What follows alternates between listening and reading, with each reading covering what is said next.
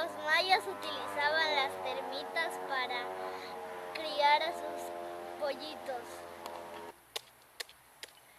En el maya le dicen tuyul. En el maya le dicen tuyul. Efectivamente, tienen mucha razón estos pequeños. Tuyul se le llama a las termitas, que es los bichos. Y en el caso pues del caparanzón o el hogar de estas termitas se llama camas, así se le conoce. Y esto pues es lo que utilizaban nuestros ancestros los mayas para alimentar a las gallinas y así a los pollitos.